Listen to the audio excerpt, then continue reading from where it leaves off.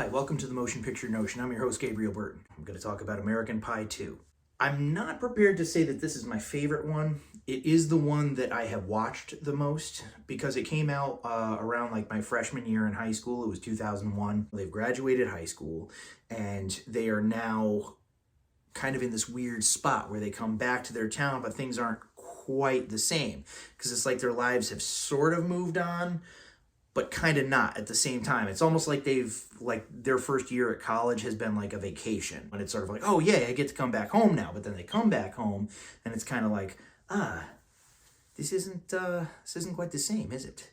Jim is trying to find the girl that he slept with, from prom, Michelle, to find out like, how did I do? Because, he wants some pointers. He wants a little bit of guidance because this chick Nadia that he totally blew it with in the first film, he wants to get with her. When he catches up with Michelle, she's sort of like, yeah, you were terrible. You were horrible. You didn't know what the hell you were doing. But she takes pity on him. And Kevin crosses paths with Vicky, his girlfriend from high school, who he, lost his virginity to, but then basically at the end of the first movie, they're sort of like, yeah, we're going to two completely different schools. This isn't really going to work, is it? So he meets her again and all these old feelings get met up, but it's like, here she is with another guy.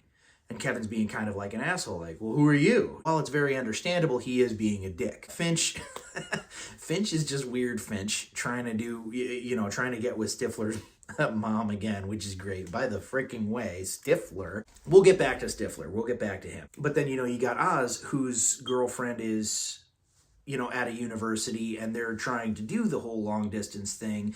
And Stifler kind of mischievously plants a lot of seeds in Oz's head. Like, yeah, you know what? She's fucking some dude right now. I bet you $100. We're at this beautiful beach. Let's get laid, kind of a thing. And Oz is just sort of like, no, man. There's a lot of shit going on.